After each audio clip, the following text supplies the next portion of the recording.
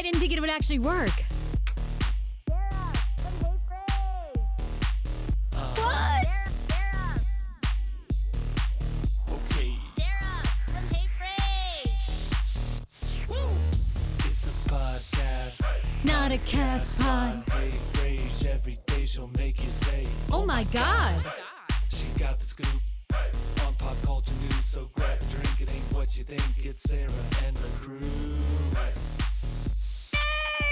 Oh my God. You guys, welcome to the Hey Frase podcast. I'm Sarah Fraser. In studio today, we have so many fabulous people. AJ is here. She's the producer of the Hey Frase podcast. We love AJ. Gorgeous, gorgeous, tall, and a brain. I mean, can you get anything better than that, really? Honestly. Love her so much. She produces all the show. All the audio you hear is all thanks to that woman. Also in studio is Leslie Oquindo. She's our Puerto Rican hottie who's obsessed with Demi Lovato. I was almost going to say Demi Moore, but you'd have no idea who the hell Demi Moore is. These two women are very, very young. Leslie is our videographer. She does all the video work. So anything that you see on the Hey Frase Instagram page or heyfrase.com is all thanks to this woman. You guys, how was your weekend really quickly? I want to see how both of you are doing. We're periscoping live, right, today? Periscoping live. Awesome. So the whole idea with the new structure of the Hey Frase podcast is we're going to be doing like a web show. We're testing out different web platforms on Facebook Live, Periscope, and then, of course, podcast, of course, is where you can listen all the time, and we love that, but you're going to be able to watch, and hopefully we'll be bringing to life all the shenanigans so you can see them. So did you girls have a good weekend? Yeah, tell us, Leslie. Yeah. Tell us, Leslie. what's your weekend? My weekend was okay. It was nice. You guys had an awesome weekend, I know. We I did. know. I had a great weekend. Well, actually, I had a very similar weekend. AJ and I saw each other on Friday, and AJ was saying to me, which I think is hysterical because I had the same incident happen over the weekend. But you were saying, AJ, that your mom keeps wanting to listen to the podcast, but because we have such potty mouths and we curse and we're Yeah, so it's- inappropriate. Definitely not going to recommend this to my mom. So, And she's so essentially like AJ's mom is just so. I don't know. She's really religious, right? So she's like very Right. okay. doesn't like any profanity, not feeling the potty talk. So we got to do a PG show. Is your mom really upset about the nun that was fighting Katy Perry and then dropped dead in court? Like, is your mom praying for her or I'm what? not even going to tell my mom that. I think she would drop dead just by herself because she freaks out. She literally picks up all the pain. She's like, oh my God, I feel it. Well, she like picks up the negative energies. I thought of you over the weekend. Two things happened. One, I'm driving on an expired license. So I'm terrified now to drive. I know. Why are you giving me, Leslie is like shaming me. My license expired around my birthday, which was February 13th. Now I'm driving. I know. I'm not driving anymore. Dan read me the riot act. He's like, oh my God, you cannot be driving on an expired license. And I never intend to be driving on one, but I just get in the car and I'm like, oh shit, I totally forgot I have to go to the DMV. I haven't been to the DMV in years. I don't even own a car anymore. I love it so much. First off, it's hell on earth. Never go to DMV. The DMV Right. sucks. Second, Sarah, you like to live on the edge. I'm surprised. I feel like this is right on par with your life. I don't like to pay fines, though. I like to live on the edge in other ways. But it was funny because my relationship has been so strong with Dan since we banned him from listening to the show. My boyfriend Dan and I have been together for 5 years. And the best our relationship has ever been was probably about 4 or 5 months ago. And I was like, you can't listen anymore because he's super private. He doesn't want to be talked about at all. And so things have been great ever since. But this weekend, more and more people have been talking to him about things that have happened on the show. And he was on my Instagram because of date nights.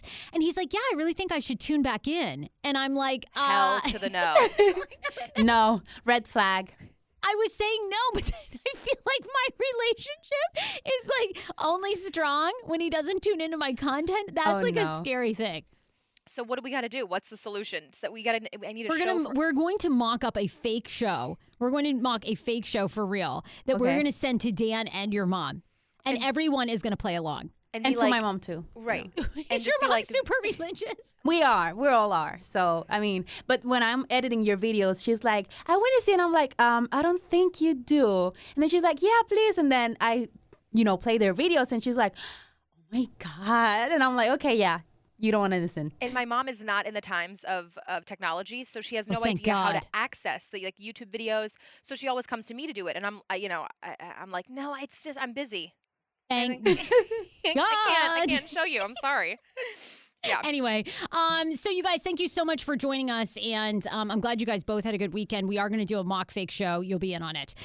So look, I have to address this right now because I know a lot of you guys are tuning in today, and I've been promoting that my good friend, media personality, radio personality, Danni Starr was supposed to be on the show today.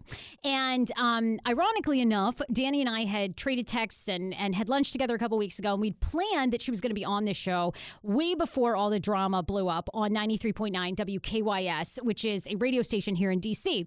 If you live in the D.C. area, I know we have people that listen to us all across the country, but if you listen to us in the D.C. area, this podcast, the biggest news that has been circulating the past couple of days is this whole drama on WKYS. And it stems from a segment that they did last Thursday on International Women's Day, essentially where Danni's two male co-hosts brought in a nanny into the studio. And this nanny is supposedly super hot. And Danni did not want to hire her because she didn't want a hot woman in her house. And then the discussion kind of went downhill from there. The guys sort of told Danni, like, she had spoken, let them speak. And this whole thing ends up going viral. It's on the Shade Room. It's on Daily Mail, picks this up because Danni at the end of it threatens to quit the show. So over the past couple of days, a lot has transpired. One being the next day, the guys were pulled off the show. Danni was on 93.9, and so was CEO Kathy Hughes, who came on and basically said that she supported Danni. But over the weekend, a lot more information has come out. And one of those was Kathy Hughes made a statement essentially saying that the whole thing on 93.9 KYS on Thursday was a radio prank that went bad. And Kathy is standing by the talent. But then on top of that, their producer, who is this person, Sherm, she essentially went up last night and posted this behind the scenes video where she says, oh, I got these guys, essentially, that this was a staged prank. Everybody knew about it. And the video features my friend Danni in studio. And then also Sherm writes underneath it that she has been let go and she feels like after meditating for 24 hours. In fact, here, I think I've got the, let me play the little clip for you. Here's what's been circulating. And many of you had tagged me in this saying, hold on. Many of you had tagged me in this and you said, you know, you're going to ask Danni about this today. And I'll tell you, this is what Sherm, the producer, put up. You do not do that because one thing, I am not insecure, okay? I have been cheated on. I have been very open and vocal about my stuff. It's okay. And you're supposed to be my friend. So this is what's circulating now. This also got picked up by Shade Room. And Sherm writes, after 24 hours of meditation, here's the truth. The events that took place on the fam in the morning on Thursday were staged. The babysitter was an actress. And by actress, I mean she never reached out to Danni to be her babysitter. She was an actress we brought on to sell it.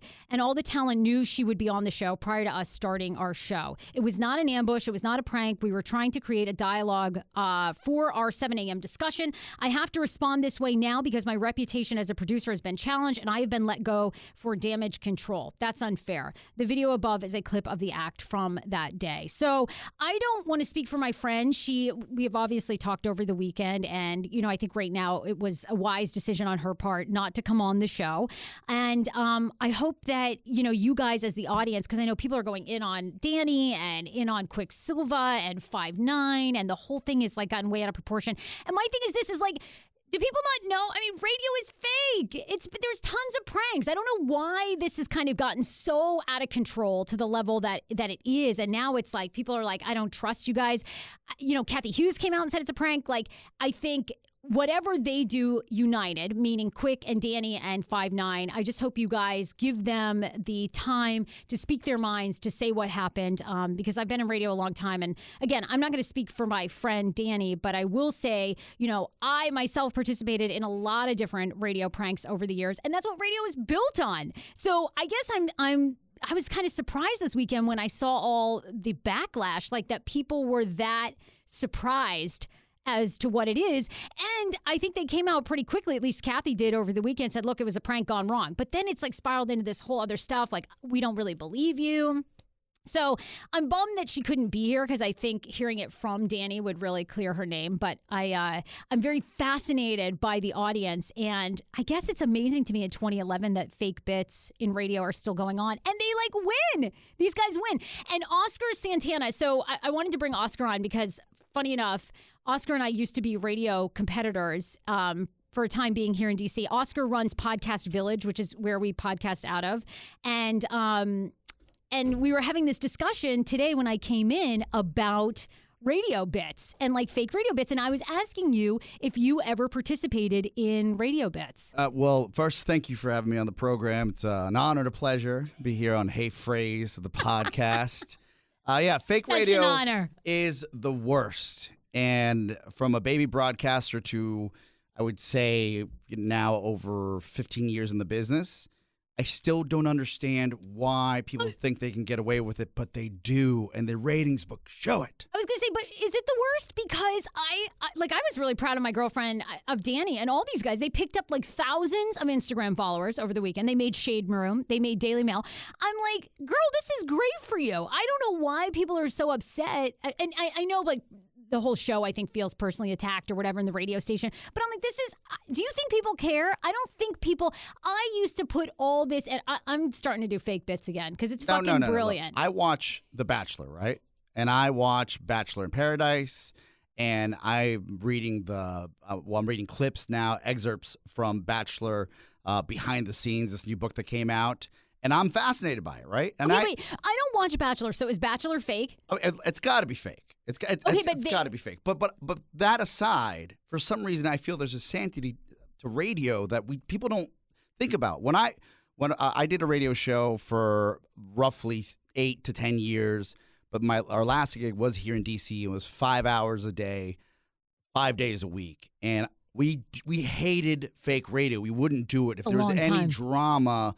Like, you know what it is? As a broadcaster, fake radio is easy to do. And I remember when Chad and I, for Big O and Dukes, were in Phoenix, there's this show called John, Jay, and Rich, and they would do this War of the Roses bit. Right. And that's the first time as a broadcaster at 25, I put 2 and 2 together where I said, there's another show in DC that does War of the Roses. Wait a second, is there War of the Roses everywhere? And how do they do this? And I know that you've worked at multiple top 40 stations, right? Oh, yeah. I mean, I've done all the fake bits. Those are actors. Yeah, correct, it's an right? acting service. Yeah, Yes. it's an acting service, which, again, like I haven't, Danny has to tell her side of the story, Yes. what her truth is and what their truth is collectively. But what it seems like from the rumors online is that they hired an actress to come in, and this actress, ends up playing the nanny role, which people do in radio all the time. Yes. Like I'm with you, and I'm sort of at this point, like I don't even know what the audience wants because it seems like that stuff does win. It's manufactured drama, right? It's manufactured so drama. One of my favorite bits as a younger man in Phoenix, when we finally found out that this War of the Roses bit is everywhere in every big market, different DJs do it, was walking to a party and saying, oh, hi, you meet someone, and she said, oh, what type of radio do you do? Do you do top 40? Are you so-and-so? I'm like, no. We actually don't do. And then we're a talk show. We talk about our lives and expose our souls and bare everything and talk about topics of the day. People everything. don't give a shit. Yes. Like, give me the drama. Yes. And give then, me the pranks. And she goes, wait, so do you have War of the Roses? And I said, let me tell you something about War of the Roses. It's fake. And I would love seeing their face go from smile to excitement, elated, and then they'd slowly die in front of me. Because I would explain to them that the FCC rules would not allow any random guy to be like, I sent him to the FedEx lady, or this is my mistress, or the banging the pool boy. Like, you just can't do that. You could get sued. You'd be legally liable for that. But here's my thing is I used to think, because like when But you were part of the problem at one point. Yes. Right? Oh my God, yeah, I was a willing participant. That's why I have such great empathy for like what's going on with Danny. I want to like say to people, like, get the fuck over it. It's fake. Stop getting on her Instagram and telling her like I would you say, need to walk away. I'm like, the girl You're too kind. You're too kind. Because this is a different era we live in now. I believe that the responsibility to your listenership is even stronger. People want to believe in you, right? So look, God. No, I think you could be. You're saying what you're saying. So you think that KYS and the Fam in the Morning, like all of them together, they need to roast for this. Essentially, is what you're saying. Because like to lie to your audience in 2018, if that is not part of your brand, then once you go off brand, you lose. So this whole bit about the producer getting fired, their situation, like there's so many rumors. I sit here, you did this to yourself. because the fam doesn't do War of the Roses, right? You think? It's like if you started, look, what I love about your program and what I love about your team is that you're honest and you're willing to bare your soul. Yeah, but right? it doesn't win as far as like as big a ratings as I've had on other morning shows where we've done fake bits and people loved those fake bits. But is it the size of your audience or the power of your audience? That's what you really want to understand. Are they going to buy your mugs or are they not going to buy your mugs? Because a lot of people might just listen and never buy your mugs, right? That's true. I'm banking on your listenership to come out, and I've seen your live shows. Your live shows have people there. You're sold out. Right? Now, are these War of the Roses shows selling out, or are they just passive? I love that show because I'll sit in my car and waste another 30 minutes of my day. That works for advertising. But for you as a brand, especially a podcast and this television side of it, I think that you need to be honest with your listeners. I remember when Chad and I started our podcast, we said we're just not going to do bits anymore. And for the Michael Mara show, same deal. No bits, right? Real radio, real drama. Yeah. And there was a moment in time when I discussed, I'm a happily married man now, but I discussed finding out that my ex-girlfriend had cheated on me, right? With a WWE D-grade wrestler of all things. Of all things. Like maybe C-lister. Wow. A C-lister. Like a C-list wrestler. And then you start discussing, like, if I walked in on her with The Rock, like, I kind of would want to take pictures or, like, high five or get an autograph. If it was the Hulkster, maybe that's a different story. But it really hurt me. Not that she cheated on me, but it was with a C-lister in my eyes at that point, right? And I remember telling that story, and then at the end of that show, because we were recording a podcast then, my guys looked at me and said, "Are you sure you want to post this?" I said, "Of course. Like it's real. This is what we're about." I know. Well, that's part of the reason I left radio a couple years ago. I was like, I was done. And I always felt so shitty going out like on a Friday night and people would be like, "I love your show," except for, it seems like all these men are cheating or whatever. And why are you catching all these cheaters? Right. And you'd sit there and you'd be like, "Oh my God, I hate deceiving the audience." And that was one of the reasons I left radio, because that shit is so prevalent. So, but I'm curious because, obviously you and I have a lot of inside baseball that people don't have that are all over their social medias right now. How the sausage is made. And, a whole series of events has happened this weekend. Kathy Hughes coming out saying it's fake. What do you think, like, if you're them, what's your advice? Like, what do you think they can do? Because Oh, man. This is rough. If you're a crisis management team, you come out and tell the truth. That's what anybody right now, a high level, you clean it up right away. You just get on there tomorrow. You're like, you own it. If you disrespect your audience, you essentially hope it goes away. But if you're a real crisis management team and somebody comes in, you get out in front of it and say, we had this idea that we could do this. We went off brand. Wasn't the case. We own it. Our apologies. Nobody's lost their job. That's what I mean. No, I'm with you. And that's my thing too, is like, that's what I don't want to violate. I don't want to kind of jeopardize my friendship with her, but I completely agree with you. I think when shit like this happens, and especially in this age where more and more, because of fake news, because of all this stuff, your reputation is so much bigger now. There was one bit on one show that I work on, I would say in the last 8 years, that one of the hosts essentially did a bit that we all bought into. And at the end of the program, he revealed that it was just a bit. And it was shtick, and it was all made up. And I sat there like someone had just like punched me in the face, because that's off brand for us, right? And then we had a discussion on the air about why would we ever do that, though while it was a genius bit, it's still, and then I remember getting emails, people saying like, that was genius, but I thought you guys always make fun of this shtick and this War of the Roses. Why would you ever do that? And we haven't done it since. Right. But I remember having to, we had this conversation on air that we felt betrayed by a friend and family member, because they came up with this whole bit, which if you wrote it, it was genius. Right. But it also was a conflict, because I sat here, I said, for years now, we've been telling our audience that we just tell the truth. And this one time. Right, you don't. Yeah, but because it's so tempting, right? It's so tempting. You know why? Because it's easy. It's easy. It's easy to have actors on. It's easy to kind of like stage these bits. It's so easy. And to do a prank for real in real life it's incredibly time consuming. Or if you bare your soul is also very it's painful and taxable. Quickly, and I don't want to monopolize your time. And I No. you I having think me this on. is fascinating. I think it's really How and one thing I always wanted to figure out is is it the same storyline for all of the War of the Roses? I cheated on my girlfriend, or I cheated on my boyfriend stories. Are they the same actors that go around the country and record, or do you just record scripts and then they piece them together? How does that work? Same actors. Like, there are literally, for radio, and I'm sure for any other form of entertainment, there are companies that have nothing but actors that you hire at a 15-minute, 30-minute fee, and essentially you pay them and they tell your stories. And a lot of these actors work nationwide. So if they're doing a scam or a prank in one city, they're doing it in the other. Now, are they doing this? Are you all writing the scam, or are they writing the scam for you? Yeah, of course. I'm assuming it's either or. No. You're usually the morning shows or the afternoon shows. If you're into bits, if your show is a bit shtick, you guys are usually writing the bits. I've never heard of. I don't know if they will actually write them for you. So that's where I wanted to figure out. I don't know. I give a little more respect to the War of the Roses if the hosts are writing the bits. Oh, yeah. Because if the hosts are writing the bits, then you have like a writer's meeting, and then you figure out that the lipstick was found in so-and-so's car, and that's how this conversation started, and the girl that calls in. Like, if you write all of that and you just have actors acting, why don't you just get interns to do it?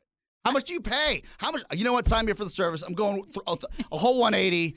$50. I think it's an $50. hour No, I think it's per $50 actor? a call. Oh, that's so The cheap. calls Never take mind. like 30 minutes. I quit.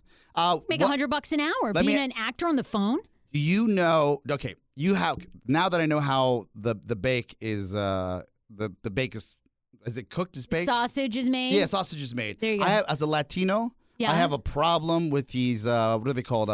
These sayings, these American sayings half the time. Even though I was grown and I'm a fully assimilated citizen here, that I always get it backwards. Always get it backwards. How the sausage was made. Yeah. Yeah. Like a head on the nail on the head for years. I don't even know how I got into broadcasting. Shocker. But I would say this, that if you know how to bake the cake, you were probably part of the problem at one point, right? Yeah. So, but I know there's probably some part of you that takes pride in some of these storylines. Not really. No. I can't even remember most of them. And lots of times they're borrowed from other stations and people that you're friends with. Of course, come on. It's the lowest form of fucking entertainment. No it's the way. lowest form. Yes. You share these course, storylines? Of course. Oscar, I cannot believe you guys as a radio station did not subscribe to, like, there's all kinds of... we prep services. Prep services. Well, we there don't are use prep them. services. We don't use them. Oh. We would see half the stuff that was on. They would give it to us and be like, later. Yeah. That's not for us. Prep services would do it for you. They'd have a whole section where they basically just generated ideas for different bits, fake phone calls, all that stuff. Yeah, absolutely. What's the most private thing that you've shared on there? On there, here, or in your podcast form? Like as a fake bit or as a real? Oh my God! Because I want to, for myself and for the audience, I want to, essentially, I want a comparison of, how you sold out for years in fake radio, and now you're doing the real thing on television and radio. Thanks a lot. Yes. Well, the fake thing makes a lot more money. I mean, it really does. It's like the fake thing really sells. Unless you develop your brand the right way and you're genuine. And it just takes a lot longer. It just takes a lot longer to do that, right? And it takes a lot more money to generate that type of interest. We'll wrap this up because I could talk to you all day, and I don't know that people care that much. Although I was fascinated that all through my feeds all weekend long was this KYS story. Yeah. But I just not sure if people. I don't know. I don't know how they. When you talk about your boyfriend now, right? Is that something that you? I feel like that is compelling to me because you're talking about your relationship, and people don't usually do that. I think that is too. And the most personal thing to answer your question that I've ever shared was I was almost engaged before. And right after the engagement, like this guy asked me like 3 times in the same night. And I said no, like every single time. But he would repeatedly ask me. So that story we basically shared on air. And then we gave away my wedding. You gave away your wedding. Yes. Oh my God. Yes. So that was a really personal one because he was very heartbroken. Oh, so it was really hard. Yeah. That's how you really you burned that bridge right away. I did. When you break up, you break up. Oh yeah, we're not going back. There's no way. Mm-hmm. And this new guy, I heard that you would marry if he asked. Yes, I'm totally ready to get married, and now I think it's switched. I don't give know away that he his wants wedding? to get married. No, I mean, we're like going to use the wedding this time, hopefully. Oh, you know what? On that note, hopefully I'm out of here. Thank you for Oscar having Santana, me. you're amazing. You guys can check him out on the Mike O'Mara podcast anytime. I want to get into a couple of stories. And if you guys are watching on Periscope, leave us hearts, leave us comments. Ladies, do you guys see the comments? Because I don't see the comments. We can't see the comments on Periscope. You're giving me the no. I really want to see them and see what people have to say and what their thoughts are about radio and various bits. But okay. We'll have to get that for the next I time. don't even know that we're live on Periscope then. We are live, but I don't know if there's people watching. Killing me. You're killing me. I love that. I'm like, where's all the hearts? All right. Well, here are the stories that are trending in your feed. Last night, OJ Simpson and the Confessions of OJ were on. I was riveted. I'm sorry. I don't know if anybody else was, but I thought they were amazing. I'm going to play you a little clip. I thought it was some incredible TV. They're gonna. Here's him talking about the murder. Whatever they want to film. In the book, the hypothetical is Charlie pulls that up. Charlie. Who the fuck is Charlie? This guy Charlie shows up. The guy who I had recently become friends with, and I don't know why he had been by Nicole's house. Okay, so this is, I can go on and on, but this is the start of basically OJ confessing, where he starts out and says that he is, there's this guy Charlie there with him, and that, it's hypothetical. Anyway, long story short, OJ ends up confessing and starts talking in first person that it's actually him. So it's totally crazy. I loved it. I thought it was great TV. A lot of people are mixed on the fence of if it was in poor taste that Fox aired it, but it was such a spectacle of how truly narcissistic he is and then, the craziest part of it all at the end was how he goes on to talk about that essentially he still goes to her, Nicole Simpson's gravesite and curses her out. Yes. Of course, AJ and Leslie being like 23 and 25, Leslie doesn't even know who OJ is. That's amazing. We're going to give her a quiz of celebrities and people she doesn't know. She has no idea. Leslie, you had no clue who OJ was. No. Still to the day, don't know. Do you think that OJ was a politician, an athlete, or Ew. do you think that he was independently wealthy and made his own fame? I don't even know. Maybe independently wealthy and maybe Girl, he was an athlete. He was like a top football player. Oh, really? Oh, I don't follow football. You watch Keeping Up with the Kardashians. He's allegedly do. Khloe Kardashian's dad. No way. Yes, absolutely. Really? There's This is all news to me. They totally Wow. deny it. They totally deny it, but it's true. Anyway, He's ugly though. I thought the confessions were unbelievable. I thought they were so good.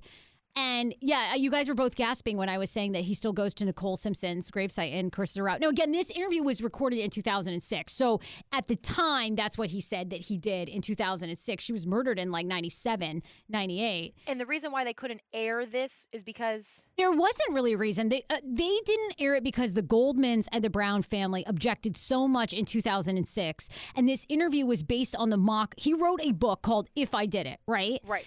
Which he made $800,000 at. Never saw any of that money. That money went to the Goldmans because they won a civil suit of $30 million against OJ. Insane. So he never gets any of that money, but this was part of a promotional interview. But the Browns and the Simpsons were so furious, so they ended up saying, don't air it. They didn't. And the woman who actually is in the video or in the interview was fired from her job. She was a publisher. She published If I Did It. And she was fired because there was so much backlash. But now, in light of everything that's going on, boom, now they're airing it. And it was pretty amazing to see him go from third person to then this fucking weird Charlie. His laugh was so awkward. And he was talking about abusing her and laughing. It was crazy. He's definitely a psychopath. Oh my God. No going against that. Unbelievable. It's so sad for their kids. Thank God I don't know about So him. sad. Okay. Over the weekend, too, if you follow the Kardashians, speaking of, there was a lot of controversy. I actually love the show Don't Be Tardy. Kim Zolciak-Biermann and her daughter, Brielle Biermann, were in a picture with Khloe Kardashian and another celebrity. I think it's Larissa Pippen. And people were going in so hard on Brielle's lips, giving her an extremely hard time. She's being slammed for these new photos of her lips on display. Kim and Brielle are no strangers, of course, to plastic surgery and have been open about their procedures while also shutting down their criticizers. The new photos from Khloe's baby shower were shared on each of the ladies' personal Instagram stories, and people are basically trolling Brielle that enough. You guys look like Muppets. I wonder what God thinks about y'all, what y'all did to his masterpieces. Oh, come on. Give me a fucking break. Here's a picture, by the way. This is the before and after of Brielle Bierman. That's insane. She was so cute before. Why do you go so... I've had lip injections, though. I do like them. I got to tell you. I think they're great. Her lashes look great. The lips are a little extreme, but her mom is Kim, so it's not surprising. I mean, hey, I think she looks pretty good. Am I terrible? Yeah, you do? I think it's sad because I think she's only like 21 years old, but with the plastic surgery, she now looks like she's in her 30s. I think that she looks so sweet and innocent. You're right. The one before. Oh my God, those lips are a lot. Those are like serious blowjob lips. Ew. Oh my God. No. I mean, those DSLs. are so pumped up. DSLs. There's a major pass. DSLs. Major DSLs. We're also going to talk about Bruno Mars and the cultural appropriation story that is been trending all weekend long. And we have a great guest that I'm going to bring in here in a few seconds. Her name is Hilari Younger. You guys probably know her. She's been on the podcast before. She is the first woman ever to interview Beyonce, which is perfect that she's here today because Beyonce and Jay-Z announced their world tour. And she was also a reality star herself on Design Star. So she's going to be here in 1 second. But I wanted to do this story for you, AJ, of the girl who clawed out her own eyes on meth. And now she's telling her side of the story. I heard this story, freaked out, because that's like your worst nightmare. And you guys think I do like crazy amounts of drugs. I'm not going to say yes or no. Have I accepted things I shouldn't have accepted? Yes. But yeah, but aren't you worried? Like this girl, it's actually a very serious story. Do you ever worry? Because it's like you start out that you think, oh, you're just going to do ecstasy, but then people are like lacing it with all this shit. Have you ever had like a really bad trip where you thought like, oh my God? Because basically the story, and I'll tell you some of her quotes, but the long and the short is she starts out drinking, then it escalates to pot, then one day she's smoking weed and someone laces it with coke or meth. Has anyone done that for you? No, but this is a perfect mom story when they say pot is the gateway drug. You know, when they say that and you're like, Mom, it's just a little weed. Like, I'm just chill. And then this happens. And now they're putting baby powder and cocaine. Why are they putting baby powder and coke? Because I love that you know all the drug stuff. Because they don't want to give you a lot of amount of the coke. So they'll just make it look like they're giving you a whole entire dime bag. Oh my God. So what happens when you snort coke and baby powder together? Oh no. You think you're like high on cocaine, but you're actually high on some baby powder. And it affects your nasal. It's insane. But oh my God. This story is actually really sad. This girl comes from a good family, right? And she just decides she's just going to party, and then this stuff is laced with some crazy, what is it, bath salts? She was a straight-A student in Anderson, South Carolina, and she was 17 years old when the whole thing started. But I will say that she doesn't really mention her dad. She says, by the time I was 18, I was drinking socially, smoking pot, and she had a part-time job, but she said she was prone to addiction because of her family history. Then she goes on to basically say over the next couple of years, her drug use escalated. Then she was using ecstasy every day. And then somebody convinced her to start snorting meth. She does that. And then snorting meth went to shooting meth. And then this is the saddest part. Her mom ends up finding a treatment facility that she's going to be in, right? Yes. But the following day, so she's set to like go to rehab in a week. The following day on February 6th, this was several years ago, she was on meth. She says, I was still hallucinating, so my memories are fuzzy. But based on what I remember and the details I've pieced together from other witnesses, here's what happened. Thinking the friend I'd gotten high with had gone to church, I wandered there along a railroad track. Even though it was 10:30 in the morning, everything looked dark and gloomy, apart from a light post where I thought a white bird was perched. This is all her hallucination. It was when then I remembered thinking that someone had to sacrifice something important to right the world, and that person was me. I thought everything would end abruptly and everyone would die if I didn't tear out my eyes immediately. Then she goes on to describing how she rips her eyes out of her own socket. The devil is essentially talking to her. Yeah, exactly. While she's hallucinating. Finally, she wakes up in a psychiatric hospital about a week later. She says she was scared shitless about her treatment and what was going to happen, but she says she was determined to stay sober, and she has. She says that even though now she cannot see, her life is the best that it's ever been. Bullshit. You think you think it's bullshit? Who rips out? I mean, granted, she's going to tell a lot of people her story. She's going to teach so many things about drugs and give classes, and that's amazing. But your life is the best now that you're blind. She says that now she appreciates everything. She loves being sober, and she just has so much more of appreciation on life. Oh, no. I think that's a hard lesson to learn. Yeah. I mean, by going blind. I think that's really crazy. But oh my What God, is let her that mom be saying? a warning. This is insane. The mom is very supportive, it sounds like. I mean, what are you going to do? You have to stand by her. They got her psychiatric help. She's been sober. That's crazy. Oh my God, it's insane. No. Hilari Younger is here on the show. I'm so glad you are back. Hilary is going to be talking about Bruno Mars with us and weighing in on some other stories. And Hilary, I love this. We didn't get to talk about this the last time that you were on the show, but you were the first woman ever to interview Beyonce. Yes. Clap, clap. Everybody clap. Everybody clap. Because I think the queen would force us to clap, right? We have to clap. So I grew up in Dallas, Texas, and welcome to DC. How's it going? It's cool. I've been here before. It's actually a little bit better because when I was here before, it was like one big crack house.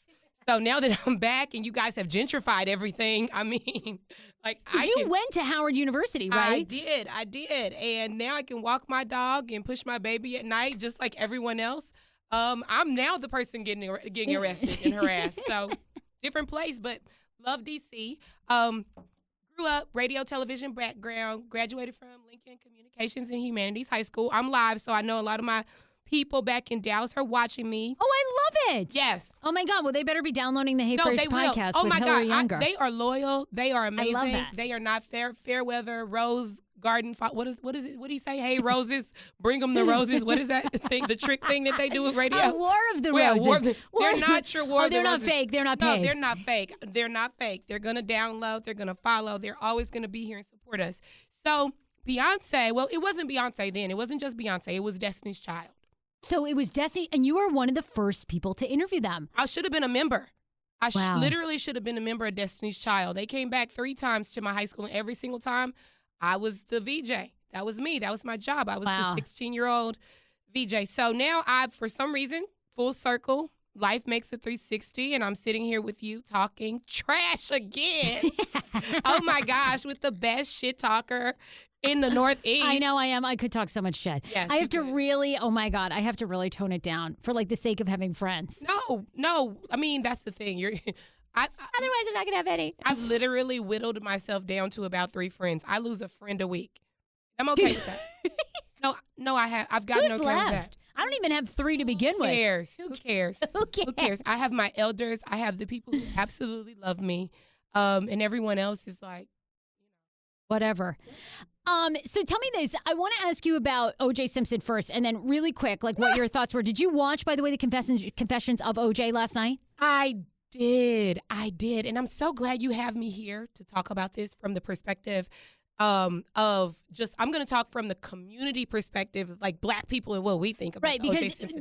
this is obviously a very racially charged. And It is. It always has been. And to this day, many African American people believe he is innocent. No, okay, so wait. So I want to clarify. Okay, I want to good. clarify that because we're talking about loyalty and how, we have a whole stop snitching culture or Right. whatever, or, snitches get stitches, that kind of thing. That's, how I grew up. That's one thing that was stitched into like one of my receiving blankets. So I know, like. It was? No, just Okay. kidding. Sarah, come on. I almost believe that. But the thing about O.J. Simpson, so I was a freshman in high school when the O.J. Simpson trial and Johnny Cochran, if it does not fit, you must acquit. So I'm older than them. Right. I'm older than the Yeah, children. then in the AJ booth. and Leslie, who Leslie has no clue who he was. She thought he was a self-made millionaire. She did. She was like, he's just a rich Black guy. Yeah. I mean, he owned BT. I don't know. Like, so literally the acquittal of O.J. Simpson, everyone thought that Black people really were excited that O.J. got off, right? Right. But if you remember the sequence of events that occurred prior to the O.J. trial when Rodney King got his ass beat. Yes, the and LA then riots. The LA riots, and those officers were acquitted, right? Right. So yes. everyone was like, this was the first time that we witnessed something like that happen on TV. Now, we've seen a million people get gunned down on television, like live on camera now. Philando Castillo to all of the people we've watched be Eric Garner that we've watched be brutalized or whatever since then. Well, when those officers were acquitted, it was a very defeated time in the Black community. We were like, what the fuck? You get your ass beat on camera, live, and they still get off? That's Right. nuts. Okay, so fast forward to the OJ Simpson. That's the OJ motion. That's OJ. That's yeah. OJ. Which he basically talks Exactly. about knifing them in the throat, knifing. Yeah. Now, we had already done away.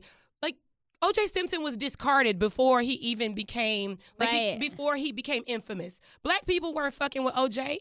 Right. Like, OJ said he was OJ. He wasn't black. So we had gotten rid of him anyway. We weren't even, like, feeling him like that. But at the same time, we came together to rally around the idea that this man may actually get off. It wasn't so much about OJ, but it was more so about the justice system working for black people and the community at that Right. time. It was like, oh my gosh, so the shit works for us too. Like, we can actually get off. There's a possibility that an acquittal could happen for us too, because it's never worked like that before. So Right. that's the thing I want to clarify for the entire diaspora. We didn't give a fuck about OJ. Can I say that? I'm sorry. Yes, you can. Of course Okay. you can. I was just making sure. We didn't care about OJ. We didn't. But we did care about the justice system and what we Working, yeah. working. That's a great point. And it was the counterbalance to Rodney King's situation. So we cheered, not so much because we needed OJ free. I mean, why? What were we going to do with him? Right. Right, we weren't using him. But it's that the system could work. It was that the system could possibly work for us. Yeah. Now, fast forward, I mean, the second time he went to jail for stealing back his trophies and shit, like, notice, nobody tweeted, nobody Facebook post, no one gave a shit. No Lock one was Right. behind him. Yeah, Lock him up, throw away the key, let his ass die, okay? Because we don't care. Like, we were just happy about that one moment, and now we've moved on to other things. So I wanted to have you on the show, really, because I wanted to talk about Bruno Mars, who also has been a topic of discussion on social media the past couple of days about cultural appropriation. And a lot of people, first of all, congrats to The Grapevine, which I didn't even know about that YouTube show, which talks about diverse topics. And this one that they're really talking about is OJ Simpson, Bruno Mars, that essentially he is one of the biggest cultural appropriators in pop culture music today. His background is Filipino. He's also Puerto Rican and Jewish. So they say that he plays up the idea that he looks ambiguous. You're not sure if he's black, if he's Puerto Rican, if he's Filipino. You don't really know what he is. And then he's essentially taken from various artists and plays on the fact that it's easier for white audiences and black audiences, at least this is the discussion on The Grapevine, to take pop and hip hop music from someone who looks white. But this has prompted a whole huge debate about, okay, is this like going too far? Charlie Wilson's come out and defended him. A lot of people have come out and defended him. Oh, I love Uncle Charlie. Here's I the didn't woman. know he had said something. Uncle Charlie defends him. Uncle Charlie says it's ridiculous that basically every artist takes some aspects of a different artist, that we all have been doing that for years, at least people in the music world have, and that Bruno is incredibly talented. Here's one of the women, though, speaking in this forum. I wanted to give this to you. Let's see if we can get this. Is a cultural appropriator. He is racially ambiguous. He is not black at all, and he plays up his racial ambiguity to be able to do what Jameer says, cross genres and go into different places. And you guys are bringing up Michael Jackson. Number one, me personally, like, I don't even. Okay, so fuck her. Me personally already made me mad. You only needed personally. You didn't need me. Either way.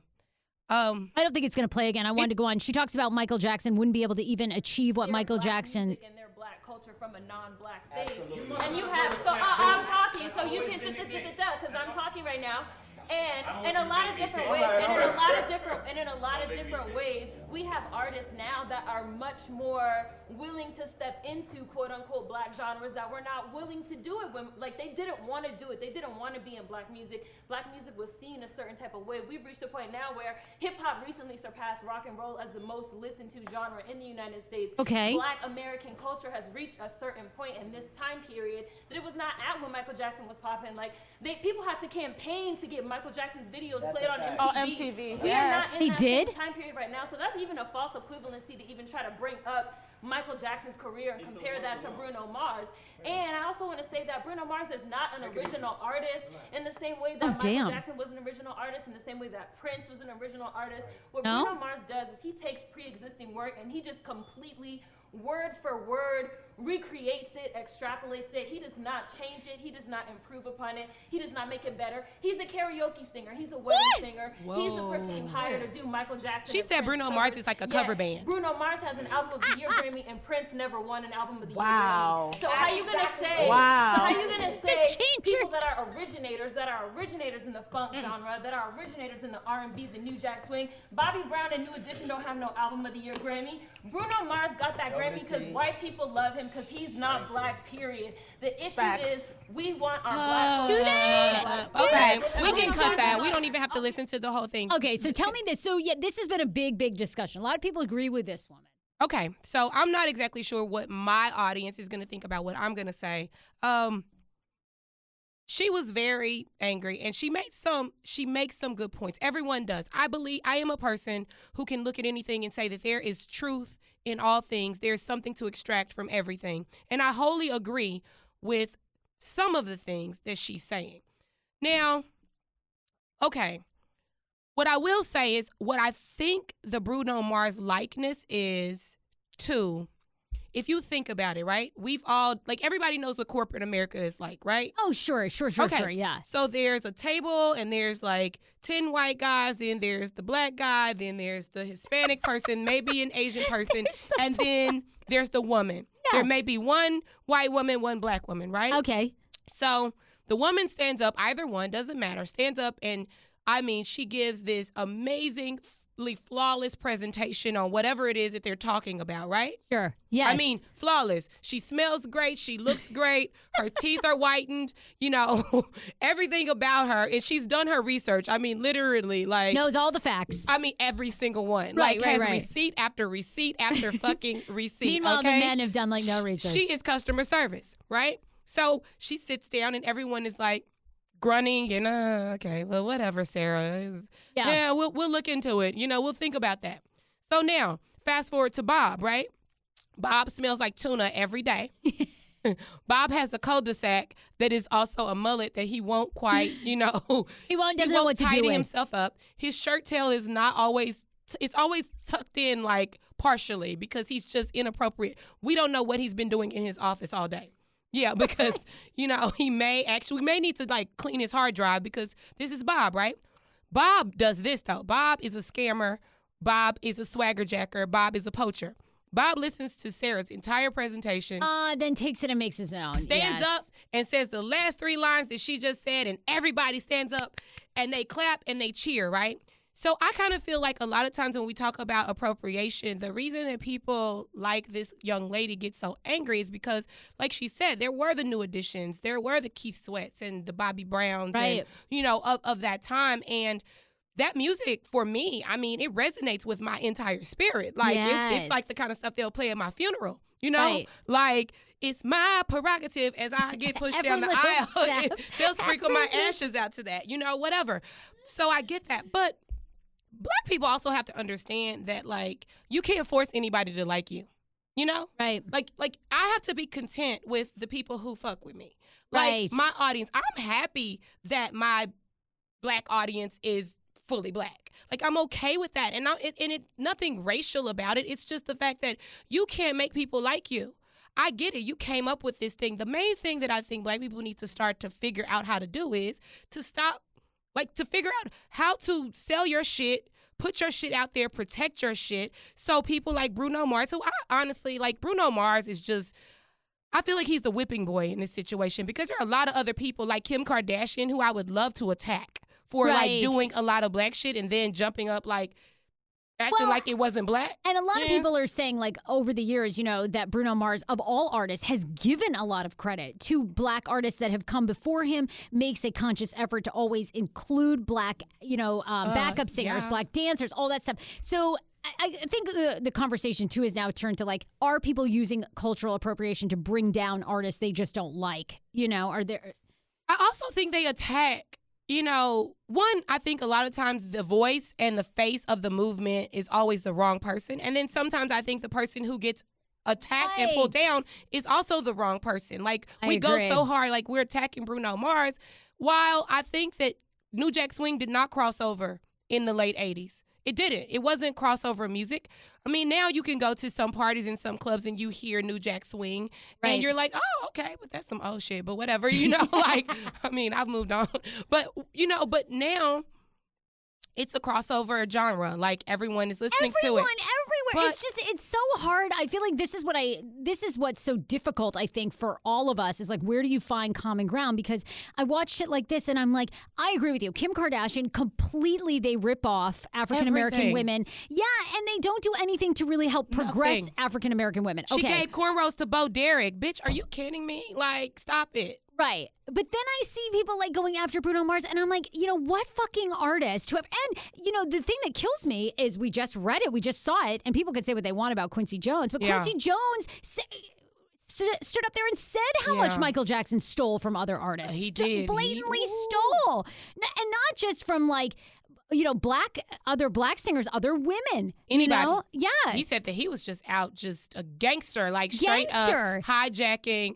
Like, and I'm like, you know, everyone fucking steals from everyone. And I think that's what's so frustrating sometimes about these like, it drives me nuts that the Grapevine is benefiting so much from this, when it's like, you know, what a ridiculous argument. Well, I do think that everybody steals from everyone, but I don't think that when we're talking about cultural appropriation, I do think that black people have been robbed a lot more than any other culture of people. Like, I think that we do piece and parcel things together. Who doesn't? You know what I'm saying? But at the same time, I do think that when we look at it, when you look at the music genres that have been created in America that are native to America, like blues and jazz and hip hop, and R&B and New Jack Swing, I mean, that was all us, you know? And so I don't know if I agree so much with her going so hard on Bruno Mars. I mean, to attack Bruno Mars, I mean, we really are going to have to roll out a scroll of people.